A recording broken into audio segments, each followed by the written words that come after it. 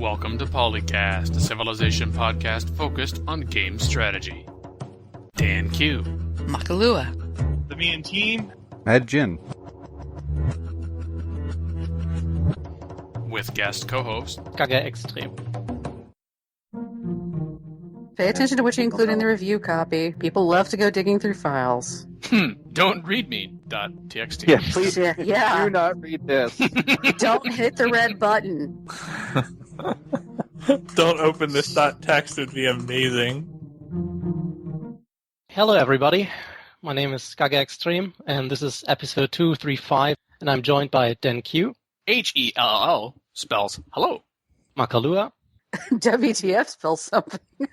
The Mean Team. I'm a born conqueror. And Mad Jin. K-E-L-L-O. I don't think you're ready for my jelly. One of us should say what W2F stands for, and it means way too funny. No. Yeah. I don't know why you say that out loud, Mackie. No, it starts with what and the. I think you can all figure out the last word without me No swearing. way. We're just Google way it. too funny. Yeah. Maybe I should also open the chat thingy live stream. Is it on YouTube, or can someone Yes. give me the link? The live stream is not available in your country due to rights issues. Sorry about that. That's so sweet. What the hell? What? You're in Guten Germany. Tag, Mark. welcome to Germany. We can do live streams.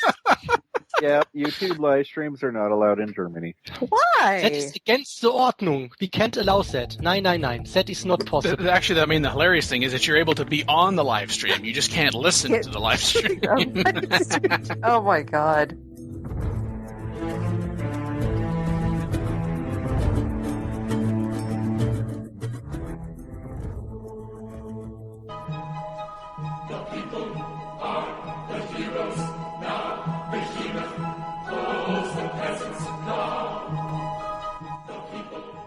Episode 234 feedback. By that, I mean, yes, episode 234 of this show. I suppose we could find another show's 234th episode and comment on it, but we won't. Next episode of Dragon Ball Z. On the 2K forums, Fenhorn, let's start with the more negative, more controversial. Quite boring to listen to, and some of you always end all sentences in negativity. I didn't listen to the end for said reason, so perhaps it got better. Ow. All sentences. All sentences. That's going to be hard to upkeep. True. That's rough. The pressure is on now. My response to that was, I take it you're referring to our coverage of Civilization Beyond Earth Rising Tide. I'm unclear about this negativity that you are referencing, though. If you'd be willing to elaborate, I and my fellow co-hosts would have a better understanding of your concern. Because that was the big thing. I read that and I thought, I really don't know what it is that you're talking about. Can you define it? Can you give us examples? The response. Every time, not only in this episode, someone mentions a new feature, the same person most often, or someone else that cuts in, mentions how bad this is or how bad this can be. Most of you use it for amusement as a pun of a joke. The problem is that the same rhetoric is used by trolls and haters on forums and chats. I've simply heard and seen enough of that. I used to listen a lot to you a couple of years ago. Times change, I guess. We all have to move on, some sooner than others. Aww. Before I could respond, Bruno Prado Santos, past guest on the show, said, I disagree. They're constantly talking about what they do like too. I think the show would be boring without the qualified criticism the panel is able to provide, and would likely add less to the community since less people would listen and disagree and think about why they're disagreeing. Yeah, we're not a fanboy podcast. You're going to hear things that we disagree with. Yeah, and we all have a lot of experience playing both Civ and somewhat to Beyond Earth and strategy games in general because we play other things too. And it's just this inherent thing that when we see a feature, even if we like the feature, we kind of go to automatically, how is somebody going to exploit that? Because we know somebody will. And we want to see it balanced so that everybody can enjoy it and not have 5 people who know how to use this weird exploit and win all the games or something, you know? And even when we all have that same goal of balancing, and I think for the most part we're looking for things to be balanced, what our interpretation of balanced is can also lead to criticism. So we end up criticizing the criticism. Oh boy. We critique our own criticisms is what we're saying. Exactly. Maybe not balanced, but making sure things work. Because sometimes. Well, yeah, we need function before balance. That's true. Before Civ 5 came out, there were Civ 5 wish lists, and there would be great ideas that sound great on paper, but if you try to think about how those would play out in practice, were not so great. And then there's lots and lots and lots and lots and lots and lots of bad ideas. Yes. Exactly. We're not critiquing for the sake of critiquing. It's just that's what we are. We're a critique podcast, not a everything is awesome podcast. I wonder what Jackie our kinda sung percentage. that. I wonder what our percentage of features we like is versus like the amount of viable features to implement in a game overall is. I don't think we've complained too much about the policy tree, except for like specific changes and things like that. And How you gain culture. yeah, I mean, we like it. We work with it. We find ways to make it work for us. I mean, it's okay. I guess we are just a bit disappointed in some areas. So. Yes. We wouldn't still be playing Civ 5 this many years later if we didn't like the game. And I could see sometimes when we get into a particular discussion, we might make reference to things or have things left go unsaid because we talked about it in previous episodes, but we don't explicitly say that even. And I don't know if this is the case with Fenhorn. I don't think so, because he said he used to listen to us a couple of years ago. But maybe that impression, if you just listen to an episode here or there, out of the context of more episodes, you might be like, oh, well, I didn't understand that you talked about this before, or you talked about that before in that way. And you could make the argument, well, you should reiterate everything every time, except at a certain point it's going to be repetitive. We're going to be spending a lot of time talking about what we talked about before, not able to bring things in. I don't even know if that's what he's going for, but I'm just also trying to understand how we got that impression in the first place. But I did tell him, I'm sorry you feel that way, and I thank you for articulating your position, and I hope that you will return to listening to the show in not too distant future, at least on occasion. Although I didn't add this in here, if you're listening to a topic, our coverage of Civilization Beyond Earth Rising Tide, and you're getting annoyed, you could skip ahead. It's one of the reasons why we have detailed show notes. Remember, past people are like, I hate the banter at the beginning and at the end. You're too silly, it's not serious enough. Get to the discussion. Well, that's why we have those timestamps, so you can move about, or if you don't like Beyond Earth Rising Tide coverage and you just want Civ 5 coverage, then you can skip to those parts that we actually talk about those things. But we also had a comment from Defiant Mars, who first posted on the YouTube. On the YouTubes. In response, then copied it over to CFC. He said, my discovery of this podcast is rather recent, so I've been listening to a number of them. I had a lot of fun listening to this one, however. It felt like the topics flowed together fairly well, and I just said, you could interpret your second sentence as having fun listening to episodes is the exception. Tongue-in-cheek. And he's like, okay, the better way to word it would be, I enjoyed this episode more than I did many of the others.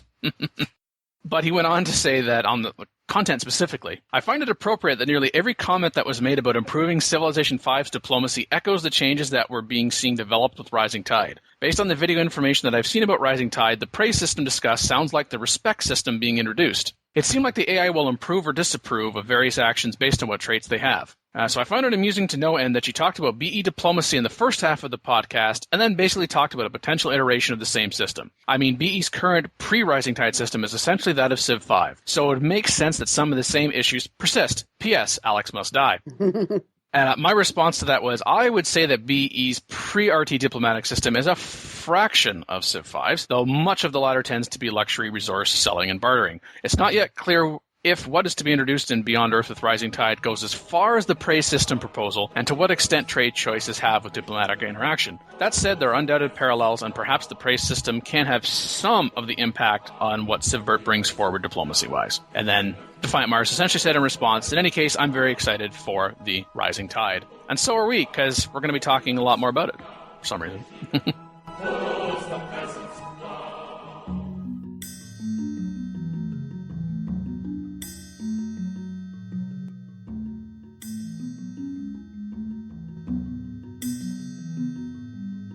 Port on 2K informs us that with the Windows 10 launch upon us, they're getting a lot of questions about what's going to be supported and what's not. So far, their list of games not supporting Windows 10 is a lot longer. But what will support Windows 10 is Borderlands Pre-Sequel, Evolve, and XCOM 2. And they do note that just because it's not supporting Windows 10 doesn't mean it's not going to run fine on Windows 10. And that includes Beyond Earth and Rising Tide and Civ 5 and all the things, and the first XCOM, and the original Borderlands and Borderlands 2. Yeah, the weird thing about this list is I'm pretty sure they have more games than this. Yeah, this is just only what they listed, though. Yes, those are the things they've tried on Windows 10 and realized that it's like, yeah, nope. Or the ones they've had requests about. Yeah. All the stuff that's making them money, let's put it that way. Well, they still have GTA. The only thing that annoys me on this list is BERT. XCOM not supporting Win 10, fine, whatever. It's done. They're working on XCOM 2. Civ 5 not working on 10, or at least not Makes supported. Makes sense. They're done with that. They're done with that. Borderlands 2, yeah, they're done with that. But they're still currently working on BERT. Maybe it's past the point where they can make the changes for Windows 10? Or because Or it's an engine issue. Yeah, that's the other thing. If it was based off some of the Civ 5 code and they carried that over, maybe that's part of the problem with it supporting Windows 10. Yeah, I assume if they had the capability to carry it over, they would do it just for Beyond Earth and Civ 5, considering they are using mostly the same engine and the same code, or similar code. By this point, even the engine's been changed a bit. But the thought line on that is Beyond Earth Rising Tide hasn't even been released yet. And if it follows the usual Civ titles, there will be yet another expansion sometime down the line, provided this doesn't tank the whole idea. See, ending on a negative. There you go. But Imagine does it again. Aww. Because that not is in capitals, italic. It just feels like they're not even going to bother to try. And while I can see that, yeah, okay, maybe right now it might not be a thing that they can do, but you would assume that since it's new, that maybe after they launch, they would go, okay, how does this work on Win 10? And can we... Yeah. This was published on the 28th of July. 2K Mike says, we will be updating this list as more information becomes available. So not only do I think just Civilization Beyond Earth Rising Tide should not be on the list one way or the other, and arguably even Civilization Beyond Earth. With the expansion pack, we could very well see that perhaps something will happen with the base game as well, since they're kind of in that, as it were. I would just be leaving that off, and I would be updating that list closer to release with regards to Civilization Beyond Earth, especially when they say we'll be updating this list with more information as more information becomes available. And even if they don't do it for Rising Tide, if they go what they've been doing, a second expansion like they did for Civ 5, at that point they may look into Windows 10 compatibility. Or we get a new patch. Yeah. But it being in there, considering it's in development, but it's based on something from before, I mean, yeah, leaving it off the list until they know one way or another, or they decide one way or another, would be good. Because otherwise, if you look at the list, except for that one, it's stuff that's coming out or very, very recent. And then there's stuff that's been out for more than a year. Yeah, Bert's just that weird one in the middle, and it annoys me that they threw that in the not when they very well could just do a little testing. Now, granted, when it comes to Win 10, the chances of them making it work with the X12, that's probably going to be a not, because they already have mental involvement in that, and that would require probably a much, much bigger change to make it DX12 compatible versus just actually running on Windows 10. Now, the buzzing notes in the chat. I have not noticed any issues with the transition to Windows 10, and there is an option to roll back to your previous version for a month after the upgrade, if you upgrade and do have Civ issues. I just have to say as an aside, I enjoy your phrasing because, well, if you have Civ issues, then you need to roll back, but if you have other issues, don't worry about it. You know, we wouldn't have these issues if Civilization Beyond Earth Rising Tide was included with Windows 10 upon release. No, kidding. I think that's a rather strong statement to make, actually.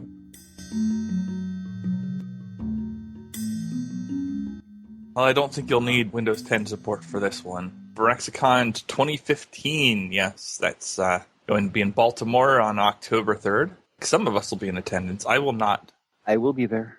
I will not be there. There is no mechanism with my employer for me to be able to be there. Unfortunately. Yeah, unfortunately. That's the same thing for me. It's just, it's at a time of year where I can't swing it. Yeah, and I understand development cycle. This is when things are good for them. And hey, that's fine. They're the ones that are putting on the event. For me, if it was July and August, that would be awesome. That's a great window. But in my case, it's either the window is completely open or it's essentially completely closed. So, But on the positive side, as compared to the inaugural Firaxicon, they are going to be live streaming this. Ah, excellent. And also, they gave 2 months' notice. That too, as opposed to 1 month, it's the yes. second Firaxicon, and we get 2 months' notice. So next year, on the third Firaxicon, we get 3 months' notice. Nope, it doubles 4 months' notice. Oh, does it? Sure. Oh, exponential. Excellent. Okay, so at some point, we're going to have more notice than notice. Yeah. Well, you'll just know that it's going to be at the same time the next year. You'll just know it. Even like 200 years from now. Yeah. On the Eventbrite page, there is a minor thing that I would like to see them address, and that's with regards to the start and end times. On the sidebar, where it says Saturday, October 3rd, from 10:30 a.m. to 9 p.m., well, I consider that the authoritative point, but if you start reading the description, they're like, well, it starts at 10 a.m. and ends at 10. Mm-hmm. In the detail, they say they actually starts at 9 a.m. because there's an hour before any events get going that you can actually register. Yeah, I usually have to do that.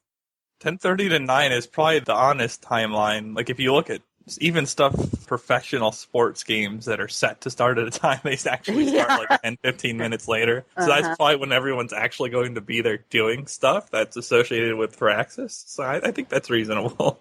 That's good that they have that registration being open an hour prior. Very normal. Did they do that last year, but they just didn't say it? No, last year, because it was in the hotel, they set up registration the night before because everybody showed up the night before and hung out at the bar. It helped a bit. Most people actually showed up the morning of, so they still got slammed. But this time, since it's in the conference center, that's probably less of a ability to do that. Unlike previously, you're not going to be able to sleep at the That too. convention center. I enjoyed the comment. Trust us, we asked. You can't just crash out from playing alongside the computer. Sorry, guys. Aw. And that also means there's not going to be a 24-hour gameplay session like last year. That was one thing about the hotel is since it was open, they just let people play all night. They wanted they're to. making gamers wake up early on a Saturday? That's Yeah, I rough. know, it's great. Yeah, like they have to wake up for a podcast or something. Oh my gosh. No, that's still a couple Mackie hours wakes later. up at the crack of 11 a.m. Yeah. Okay, Mackie. And yes, it just so happens that October 3rd falls on a PolyCast episode recording day. So because it's live streamed, that will be our episode. No, I'm kidding. We won't do that. Yeah, I will still be at Firaxicon. That's true. Oh, that's right. Imagine you were going to host the show on location and the rest of us get a break. Thanks. Awesome. Woohoo! Woohoo! I could just walk around for 2 hours with the Periscope. Hey, we should do that anyway. So I should burn out my data plan. And I almost Just did that. steal Wi-Fi. Totally. Well, no, the convention center will probably have Wi-Fi, but most convention centers don't let you have good enough transfer or data rate, whatever. No way, man. You're a VIP. They need to give you that. I think we can convince Mackie to give up some internet cookies, and I'll give up some internet cookies too, and Phil will give up some internet cookies, and then your data plan's completely supplemented. Don't worry about Don't it. worry, I'll send you cookies They over take the internet internet. cookies for They might payment? have files embedded in them that will give you access to your computer, but you can have the cookies. Oh, okay. Look at my Trojan horse. My horse is amazing. Speaking of Trojan horses, there will be panels hosted by the Firaxis game staff. Yep. I don't know why I made that segue at all. Speaking of Trojan horse. And most importantly, both Civbert and XCOM 2 will be on display. I enjoy, yes, it says experience. It doesn't actually say play. You will experience. Now, you can check out Civ Beyond Earth, Rising Tide, and XCOM 2 prior to launch. Play board games with fellow fans and Firaxis staff. You can also get unique Firaxicon swag available only at this event and based on last year swag. asterisks, unless you win it in a contest afterwards. Firaxicon is a ticketed event with tickets costing $40 plus tax and fees. And of course, $40, that's not your real cost. Everyone knows this. There's this thing called travel and accommodations, and some suggested accommodations are listed. I believe I heard that Firaxicon just happens to be happening the same weekend as at least one other major convention, so accommodation space is limited. Tickets are still available, but if you're thinking about going, I don't really think at this point ticketed might be your concern in terms of being able to get in, but unless you want to be sleeping in your car or traveling a very long way and get used to the public transit system, you may want to get on that, because it's going to be busy, from what I've heard. Well, lots of hotels have already basically sold out. So, yeah. It's a bit of a pain to try and get a place downtown. I do hope that there's more about the events coming forth, because the events are subject to change without notice, although we'll try as hard as possible to ensure they're as advertised. It would be nice if that information was known now. Sid's apparently going to be there, but we have no idea what it is that they're going to even be talking about. I understand that people, I wouldn't be necessarily listing people beyond the fact that Sid will be there. That's a good thing. But, like, what kind of panels? Are they going to be like last year? Are they not going to be like last year? I'm not saying we need to know that this will start at 1 o'clock and this will end at 2 o'clock, but what are some of the things you're going to be talking about? Stuff. I'm assuming some will be related to Bert. Some will be related to XCOM. They came from QA last year, so maybe they'll do something along that line again. Hosting the event in downtown Baltimore makes Firaxicon 2015 more amenable to travel and provides numerous dining and lodging options for those traveling out of town. So I take it that means as compared to where they had it last year, it's more amenable to travel? Well, last year you had to go out to Parks-ish area, and there was a light rail to within a mile of the hotel, and then you could just jump off and walk the rest of the way. But at least with this year, it's right downtown in Baltimore, like right downtown. So going from the airport to the convention center is just straight, and or hotel shuttles and or other stuff. So it's a wee bit easier to get there. Unless you choose to rent a car, in which case it didn't really matter either way.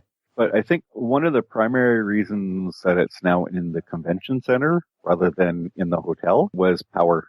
Last year, they expected that there was enough power for all the computers. And then after setting it all up, they realized, nope, too many computers, not enough power. So they had to do a lot of crazy wiring. So at least the convention center will be more likely to be guaranteed to have enough power and outlets and everything to have a lot of computers rolling at the same time. Now, for those listening, you may be thinking, so Imagine is the only one on the panel that has experience of being at a Firaxicon. This is true. However, 9 years ago, there was the first Civilization convention, PolyCon, in 2006, for Polton Civilization site, which I was one of the co-founders of. And I actually hadn't thought about that. Even after I read about Firaxicon 2015, I only thought of it as Imagine started talking about not having enough power. Not that that was an issue in 2006 because there weren't a lot of us. I think there was about 20. But I just remember the spaghetti soup of wiring in order to be able to find an outlet for people to be able to plug computers in. And that was also hosted at a hotel. So I was like, I can appreciate, especially on the scale that they're talking about here. Poor Marcus here, Gaga Extreme. I don't think attending is really even something that you're able to consider. It would be a bit complicated to get over there. And that being said, I'm not a big con person anyway. So I think I will enjoy the streams and all the videos I can see about that. And that's it for me. Would probably also be a bit costly. Probably. Bit more costly than $40. And I think that's a bit above my available budget. I think I can invest that money somewhere else. Maybe Rising Tide. Yeah, $40 for the con, a couple thousand to get there. Yeah. What did you do with a couple $1,000s? A lot. And new computers to play Civ better. Mm-hmm.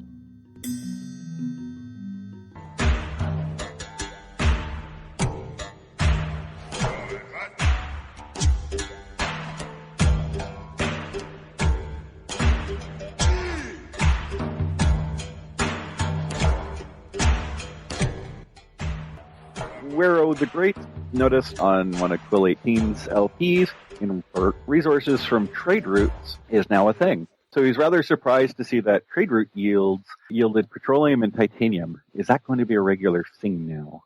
What I wonder the most about it is, do you leech these resources from the Civ, or do you basically generate new resources? Because if I remember correctly, you can send multiple trade routes to the same city. That could lead to some very interesting scenarios. I don't think they could make a mechanic where you leech it, because if that happens, it's just going to be war all the time. Yeah, well, you could put in trade embargoes. Yeah, like you don't get my shiny petroleum. Yeah, but I want your shiny petroleum. But then you can't have mine either. I just feel like if there's a major downside to someone trading with you, if you have any option to block it, then you just block it. Yeah, if it's a leech, yeah. Yeah. It would just all be automatic. And the developers tend not to do that sort of actual mechanic. They do love to have things show up from nothing.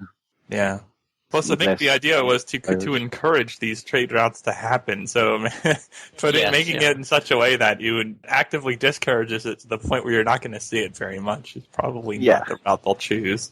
Yeah, but I mean, what it does is really, it makes the international trade routes a lot more interesting. That's a good thing, because I almost exclusively use internal trade routes for my city when I'm playing Beyond Earth. Yeah. The problem with that is because all the calculations for what do you get from external trade routes is always the opposite of what you would want. Always you give them more than what you get. So what's the point? Yeah, unless you have some really small, newly founded city somewhere at the edge of the empire, and then you can send from there. Yeah, but they'd still send those to the capital for trade routes because you get more. I think when Civilization Beyond Earth first came out, it was like, woo, external trade routes, look at how awesome these are. And then a patch came out, and it kind of did a 180 on them. I don't know, if we got this diplomatic capital system, maybe that could be something that could tie in. It's like, well, yeah, for example, you might be getting, and actually just using the screenshot as an example, Quill is playing the North Sea Alliance, once again, not that NSA, and it says he's going to get from this potential trade route with Fortune from the American Reclamation Corporation, 8 energy and 4 science per turn, but Fortune would get 7 energy and 8 science per turn. And yes, you would apparently also gain +1 petroleum and +1 titanium, but is that really enough to be able to say that actually looks desirable as compared to some of the internal trade routes? Like, for example, if he traded with Dun Kyle there, he'd get +11 production in Deep Castle. Well, the question is, can you still trade resources outside of the trade routes, like via the diplomacy system? Yeah, well, Supremacy King 2, the very first post after the OP. Yes, the coming expansion Rising Tide removes strategic resources from diplomacy and makes them tradable via trade routes instead. So yes, they are removed from diplomacy. But yes, that will tie into the later thread. So basically, no more actual trading of strategic resources. You would actually have to send trade routes to get them. Yeah, it seems to be more and they implicit. Appear from nowhere. Buzzing put in our chat, everything in BE so far has been generation from nothing. For example, espionage, like you steal energy or you steal beakers. So I'd assume it's generated from nothing. So perhaps that's why it's +1 petroleum and +1 titanium. So then the question becomes, under what conditions could it fact and perhaps be even more than that, especially if it comes from nothing. If it comes from nothing, if you wanted to be really trolly, you could say, well, it doesn't matter whether or not they have that resource or not if it's coming from nothing. But would there be a situation where you could actually get more than one? Or could you, in fact, have an external trade route where if you like, I have no problem you gaining 7 energy and +8 science, perhaps they're not interested in you getting petroleum and titanium. So under what conditions would that be that wouldn't happen? Or, of course, you could just say, I want to do that, so then when I cancel the trade route and you now have a deficit. Yeah, well, that's the thing. It's like, oh, I have absolutely no petroleum near me. Okay, I'm going to expand out 8 different new cities and send 8 trade routes, 1 from each, to your petroleum-producing place. Now, all of a sudden, I have 8 petroleum based off your well that only gives 2. Nah, I mean, if it comes out of nothing. Yeah. We have Gaia, the spirit of the earth. I wonder if there's a spirit of whatever alien planet you're on that gets these out of nothing. Maybe that's where they come from. Well, maybe it's just like the free market. Demand creates more resources being produced. He just gets his 2 or 4 petroleum from the hex, but since you are interested and you send these trade routes over and maybe some people who help him getting more oil, then you get your +1 from the oil field. Yeah, it could be like some of the places where there are resources, but it's normally too difficult to get to. But hey, if you're going to pay them to go get that. Yeah, except that when you start talking game balance, and here we go negative. Woohoo! See? I started negative, not ended. Just wait for it. Effectively, gameplay-wise, you no longer need to fight for territory to get resources that you need for your empire. What you need to do now is just mass crap out trade routes to get the resources you need to destroy that other civ to then get the resources you need. The counterpoint to that, though, if you're dependent on foreign trade routes to get resources that are of high strategic value, if someone cuts off that trade route and as a result the insufficient amount of resources screws over your units you use to build those, that's problematic. Yeah, except that petroleum is used for orbital units. Orbital units are not automatically turfed if you run out of stuff. And if I'm building a bunch of lasers or tac nets or, whatever actually needs the oil, then, oh well, now I use those to crush you. Thanks. That's true. Unless they cut down the combat strength of the orbital units when you don't have the resources for them. Or other such things. But it's not perfect counterpoint, but some reason to still want to control the territory. I don't know, because, maybe you don't choose to go fight those people, and it's like, well, normal game, you would want to get your cities in position to make sure you get the resource. Now it's, well, I don't feel like expanding, I'm just going to sit here and mass trade routes. But more importantly, I'll drop a bunch of useless cities that have nothing around it and use their 1 trade route to go get me resources. Now all of a sudden, that stupid ice city that has absolutely nothing around it can provide you with strategic resources. Well, but you pay a price for that. You get the science increase, you get the culture increase, and that's pretty significant No, it's not. drawback. No, For it's one not. resource? It depends on what you get it for and what you use it for, and how many resources are getting pulled out of that.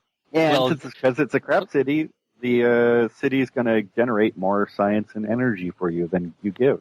Yeah, that's true. Due to the inverse scaling, that might be a bit problematic. But still, if you found that city just to get this extra strategic resource, it's still sort of a decision that has a drawback. It's not really just a gain more mechanic. And what I really like about the trade route idea is that the geography now is also somewhat important because, unlike, for example, in Civ 5 or Base Beyond Earth, you could just trade resources across the globe without even seeing maybe most of the route where the trade would have to move the goods along. And now you have to create a trade route. You have to scout a path to the target location. You have to secure that path. Maybe we'll see a change to the Sonic Fence quest so that trade routes are no longer just alien immune, and we have these corals in the sea that could have impact on the sea trade routes. So there might be some interesting update for the importance of the geography of the map. Like you want to explore more, you want to secure the trade routes. You maybe use your ocean cities as trade hubs because you can connect them easily to the other cities of the different civs. Movable trade hubs. Yeah. And carriers. Multi-purpose. Multi-purpose. I mean, yes, on that front, it does make more impact on the actual trade route stuff. Geography-wise, I think it's actually worse generally because you don't have the contention for space. But on the trade routes aspect of it, yeah, that makes it more important to protect them and figure that out. And yes, if they did not remove or adjust the immunity in the ultrasonic fence quest, then, well, that just makes it dumb. But you'd be able to do it. So we can see the North Sea Alliance, we can see the American Reclamation Corporation. We can also see the Pan-Asian Cooperative, because this potential trade route that Quell would have had in this game, his capital, Deep Castle, would not gain any petroleum or titanium if he traded with the Pan-Asian Cooperative. So if he's thinking, for example, I need that titanium because I've gone purity and I need titanium, so I'm going to use that titanium to then go after the Pan-Asian Cooperative because the Pan-Asian Cooperative has titanium. Then once I got the Pan-Asian Cooperative, then the American Reclamation Corporation says, hey, screw you, how dare you go squash somebody else. Then it's like, oh, that's okay, I don't need your titanium anymore because your titanium helped me get titanium myself. Perhaps there's also the opportunity for some diplomacy to be going on there, that you want to be keeping really good relations with the American Reclamation Corporation in order to keep that titanium until such a time as you don't need it anymore because you couldn't settle some of your own. Possibly.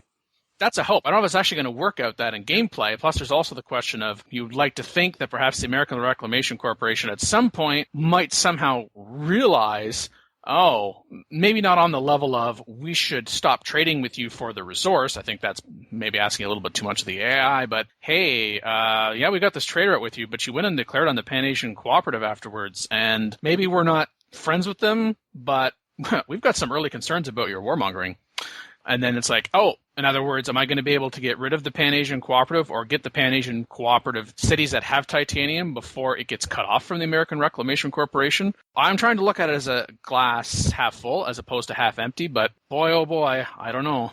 At least it's much harder to abuse the AI and just buy all the titanium and xenomass or whatever you need and then build what you want and cancel the deals when they run out. I mean, now you have to commit to the trade route, and it's a bigger commitment than just clicking through the diplomacy screen and bribing the AI with like 5 energy per turn or 2 of my fire exile that I never will need anyway. Yeah, that's the flip side to this change.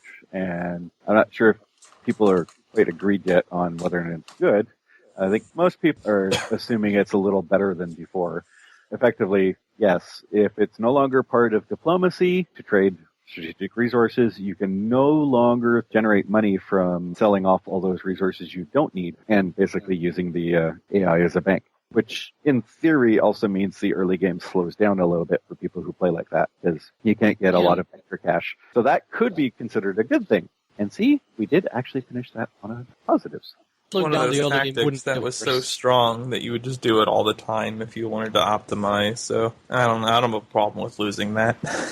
Yeah, I always found it a bit cheesy to use that, and even in Civ 5 to sell your luxuries to the AI when it doesn't really need them. I don't care about the cheese factor, but it's a micro step. And not only is it a micro step, but it's one that there's really not much downside to using in the overwhelming majority of cases. It's almost to the point of always doing it. And I don't always do anything. Anything that's like, okay, this option is one you should always do if you're playing optimally, that bothers me. Yeah, it's about choice, isn't it? You want choice. Yeah. You have to make hard If you don't need to decisions. apply strategy, why is that there? It's an extra click step that has no real value. Yes.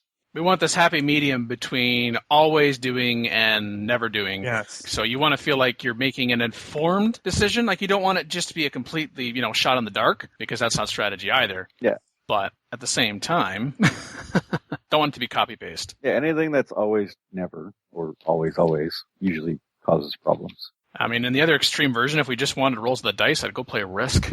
Gah. I'll play in the card game War.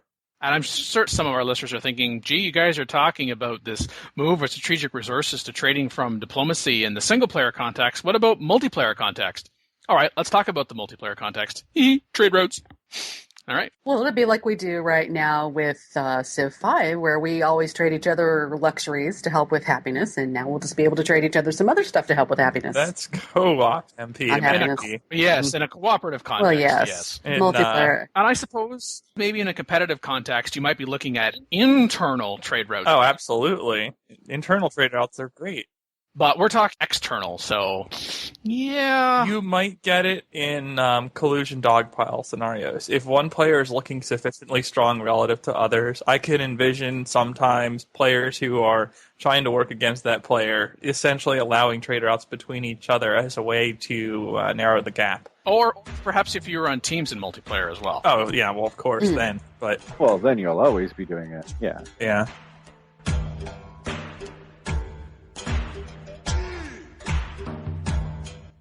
So speaking about changes to war, Right.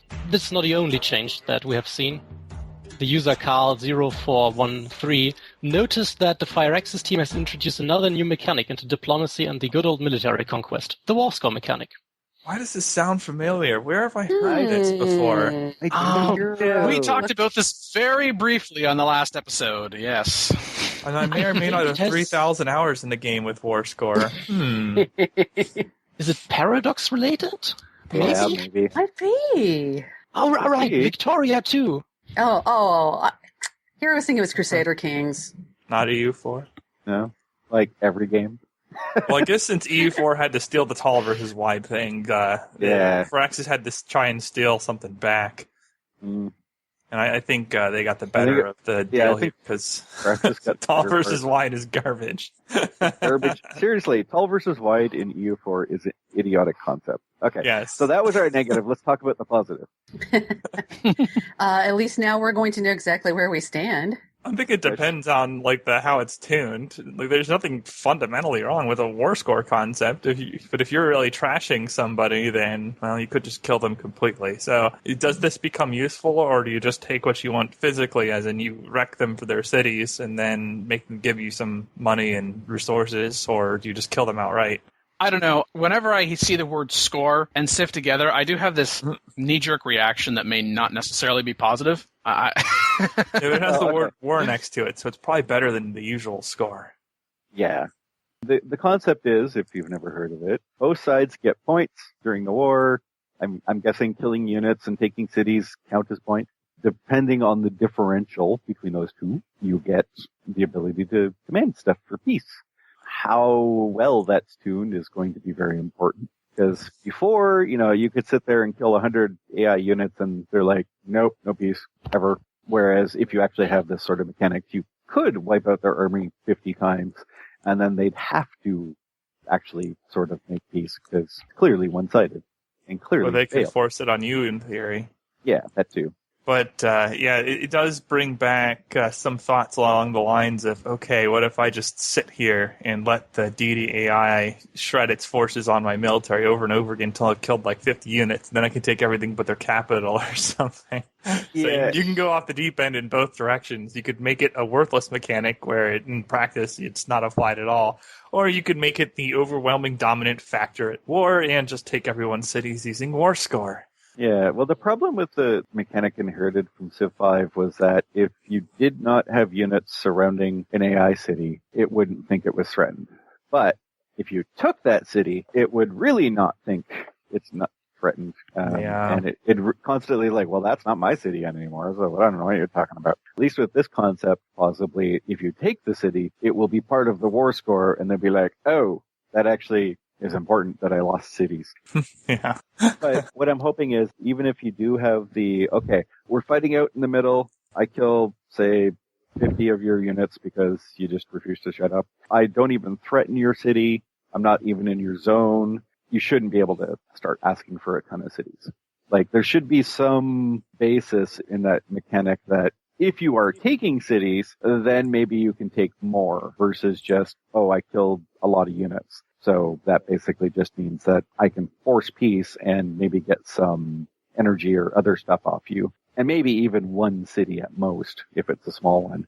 That would bring a much needed qualitative element to the quantitative. In other words, my army is really powerful. It's twice as powerful as yours. But your army is on the other side of the planet.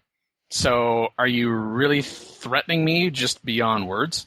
Yeah, exactly. Yeah, I think the mechanic can add a lot of clarity to the whole war behavior of the AI, because we all know these deals where the AI knocks at your door and is like, hey, want to make peace? I want all your cities except your capital and all your gold. And I'm like, oh, but you haven't killed a single unit from me yet. You haven't invaded my territory. And I don't understand. What? Yeah, that's... Yeah, on what planet do you think that's acceptable terms? Yeah, it's like, at least send something to me so I can kill it. War score mechanic has to get tuned to prevent stuff like that, because Europa Universalis 3 had the same problem. You had like a minor nation approaching you, hey, want to make peace with me? You only have to release 4 small nations as France and give me all your gold and we're good. And basically the same situation. And it needs some AI tuning and behavior tuning, and then you can make a meaningful mechanic. It needs balancing, but in general, I think it's a really good idea. It's not bad to borrow stuff from other games. Yeah, now this is definitely going to fix the bad part of war in the Civ-type games. Especially on higher difficulty, like, I got 1 million units, so what? Yes, there's questions about, does the AI understand that it shouldn't start a war if it can't do anything? Well, it's just an AI problem in general, isn't it? Yeah, but then the AI thinks it'll automatically win. It stops looking at its own army and starts looking at how is that army doing. And if it's 0-0 after like some number of turns, it should really just say, okay, well, that was stupid. Let's stop fighting. That may also help with the, how come that civilization just declared war on me? They're on the other side of the planet. Yeah. Yeah. How are you getting here? Magic? You know. But there's another important component we haven't yet talked about, and I think one user voiced that. Josephias said, I'm worried about the lack of flexibility and barging capacity of the new diplomatic systems. And all I've seen is this white peace option, I think, in the Let's Play. So we would have to think about what are our peace options that we have with the war score system. Can we demand cities? Can we demand resources, gold?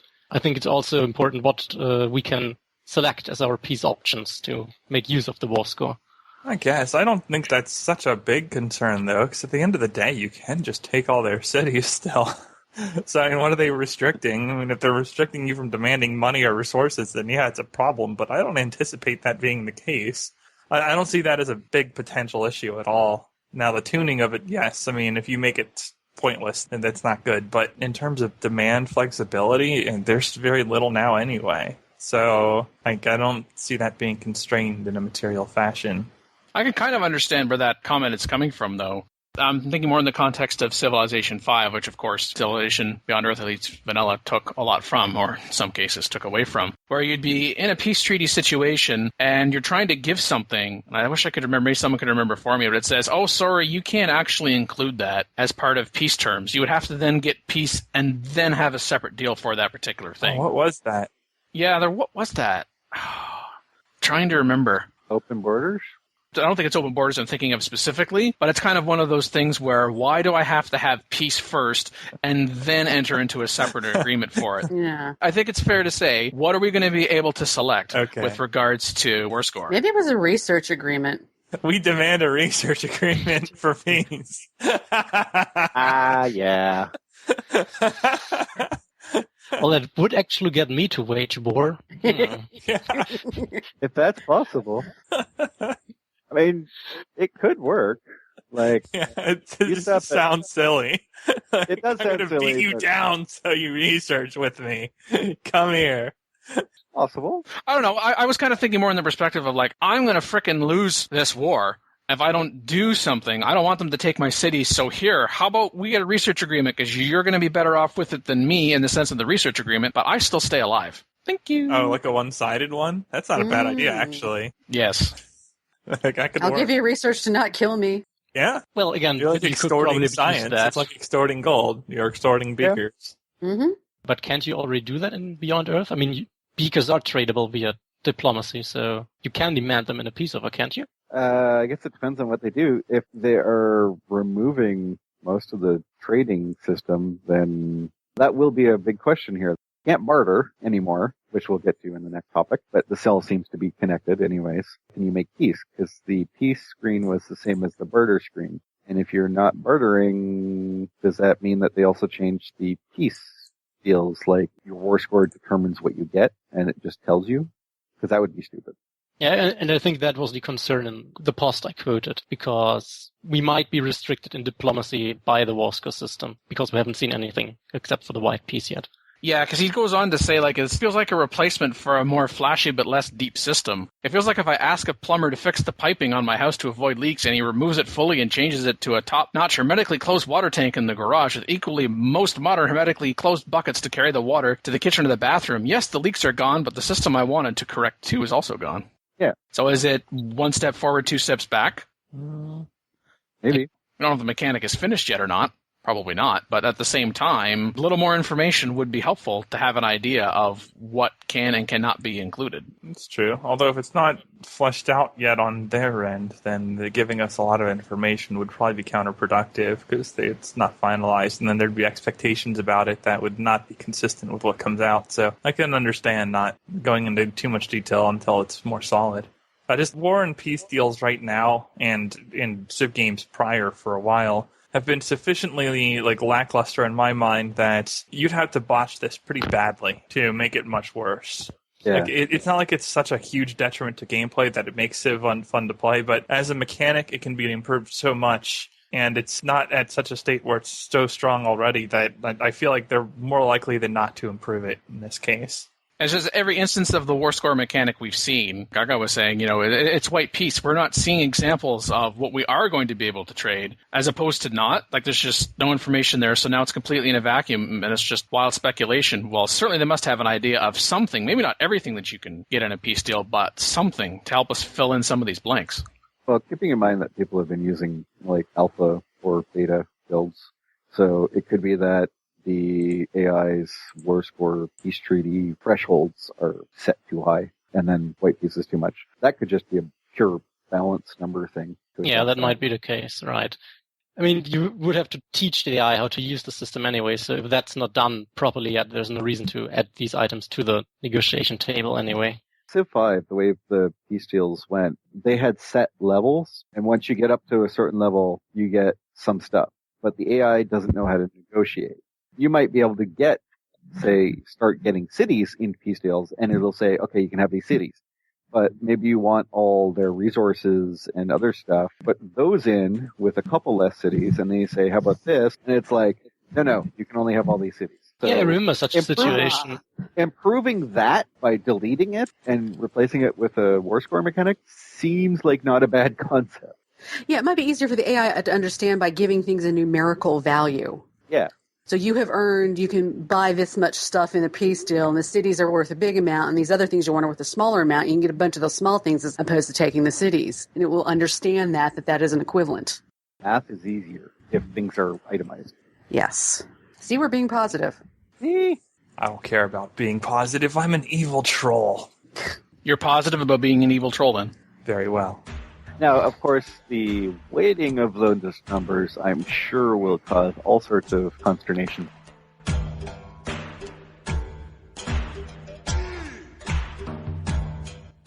So on the actual topic that we keep relating to, because this is all basically the same lead up to the question of where's the actual diplomacy. Yes. The segue of segues. Like, the entire PolyCast episode today has been a segue towards this question. Where is the freaking diplomacy? It's where you last left it. Do you not remember? Yeah, exactly. So Good Samaritan pops up. So you can call him a cynical prick if you want. Sure, why not? Just for feels. But after his first wave of excitement about Rising Tide's new features died down, he's becoming more skeptical again. So all the talk about the new Diplo system, there's no diplomacy. And that's correct, because you now have traits that you can make and you can improve, and people can buy services from you. But as he's pointing out, that's not called diplomacy. That's called a virtue system that has more interesting dynamics to it with other people. There is no trading directly. That's gone. All the bargaining, done. Because that's now part of the trade route. But that's not diplomacy. There's no way to bribe others into war. There's no way to bribe others into peace. There's no options to actually influence other civs' behaviors. I.e., you're being mean. Why can I no longer denounce you? There's no diplomacy. So that's what this whole episode is about. See, we were nice before. Now I have to start getting finger shaking, wagging. So effectively, the real question comes down to, did they really just delete the whole diplomacy? Because even though the AIs will pop up and go, oh, you're building stuff that I like, so here's a little respect. Or, ooh, you got a big military, here's a little fear. Or, you don't feed your population, I don't respect you enough. That's not diplomacy at all, in even any sense of the word. So the question came down to, where is it? And no one has an answer. There is very much a big hole in the game now, is that the word diplomacy is not actually getting used in-game because there is none. Have fun with that. Well, the question would be, is it still a work in progress, or is it not? Well, I mean, it's an early version. No, because they actually had videos about the new diplomacy system and with the producers. Still a work in progress. They've even said it. I don't know if they always remember at the start of their live streams, but especially Dave Hinkle, the 2K community manager, tries to bring up, just remember, this is still a work in progress. So some of the things you see, especially some of the bugs, etc., don't expect them to be there. It's still working on it, so it's still being fleshed out in terms of the specifics. The mechanics are there. The mechanics that we know about, they're going to be there some way or to other. And I think it's fair to say, with diplomacy, where is the diplomacy right now? Collecting dust on the ground. Civilization Beyond Earth. To be fair, I don't know if I would quantify the previous system as actually a diplomacy system either. Yeah, did we even have diplomacy in Beyond Earth? Yeah, the bartering was not diplomacy. That was just called get whatever you could out of the AI. The only thing that might actually be related to diplomacy is calling somebody, saying that you're neutral or cooperative or ally with somebody else, and whether or not that actually exists. Although that's based on the respect and fear trait, so it's not really even diplomacy anymore. Especially in multiplayer, you'll just say, oh, well, we're going to be allies. No, be done with it.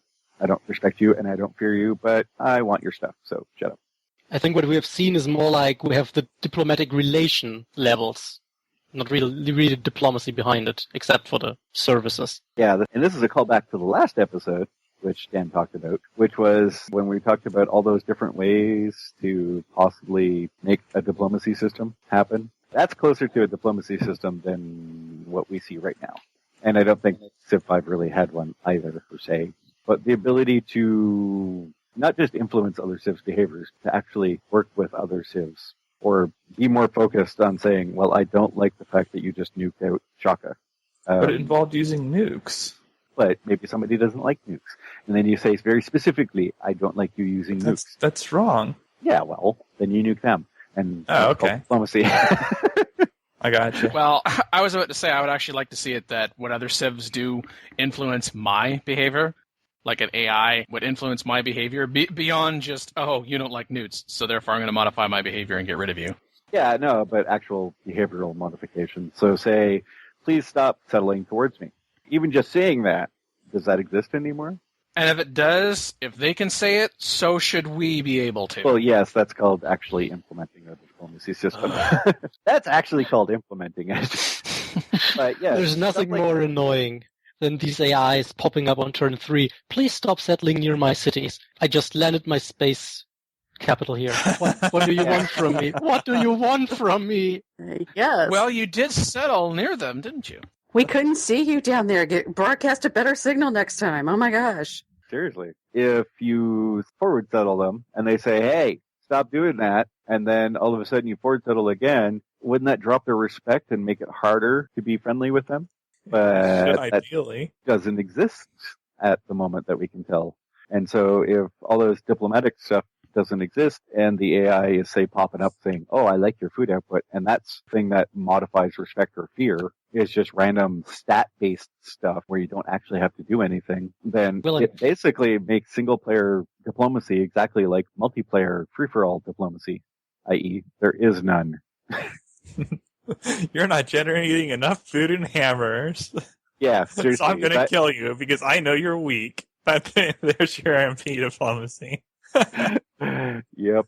Actually, there is a question. How would you adjust fear and respect in multiplayer anyways? Like, is there a button to go, I respect you more? No, there's probably not. That's a good question, actually. You can have a little dialogue box at the bottom right that lets you pick which player you think everyone else should dogpile. Yeah, it's like, please all dogpile that person. I think very much in multiplayer, the fear and respect aspects come through in actions quite clearly. Yeah, and spoken language at times. Yeah, but it's going to be more of, okay, I'm just going to delete your stuff. Like, you can say in multiplayer, I am going to kill you now. Stop settling next to me. Is that going to be weird that multiplayer actually has diplomacy, when single player doesn't? When people used to complain that multiplayer had none? Well, I guess it depends. Someone saying that, does that actually get you to change what you're doing in game? Well, it might, depending on if they have nukes or not.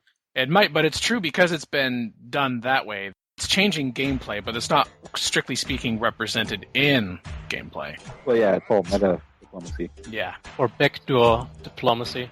All right, so I think we've basically been plenty negative about that. Yeah.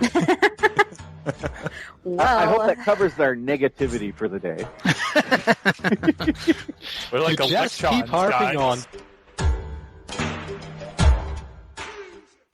Call in today. In North America, the number is 301-637-7659. That's 301-637-POLY. In Europe, 44121-288-7659. That's 44121-288-POLY. The only thing worse than being talked about is not being talked about. For more information on PolyCast, Our sibling shows Modcast, Revcast, and Turncast, or about PolyCast in general, log on to the series' official website at thepolycast.net.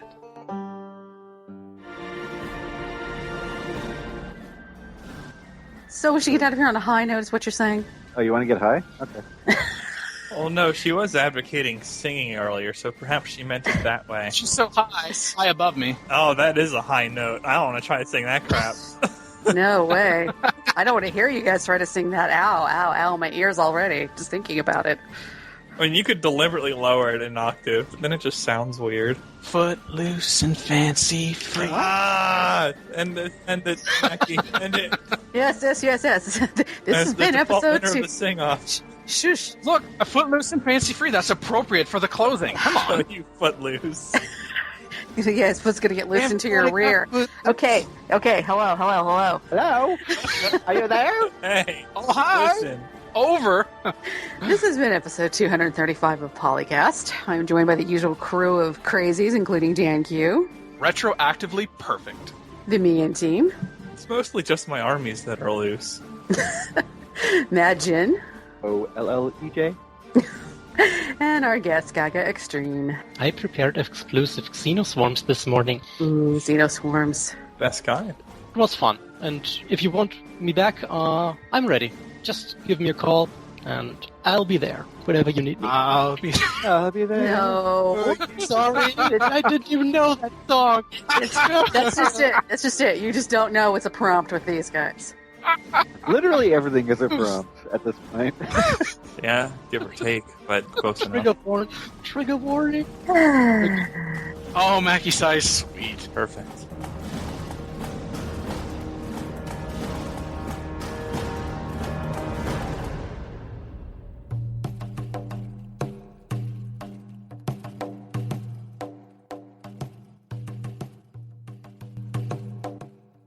Got an email. Justin, he said, I have played Civ for almost 20 years and have just stumbled onto your podcast. It is awesome. Everything is awesome.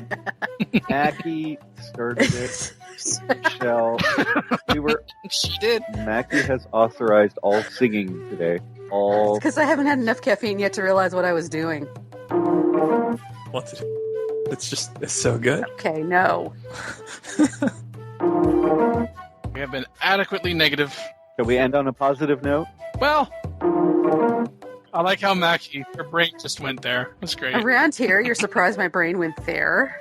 Eyes up here, Mackie. Eyes up. What? Oh my.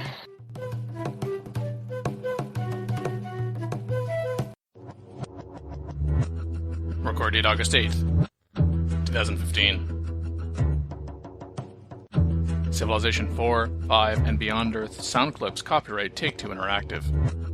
Copyright Civilized Communication at civcom.net.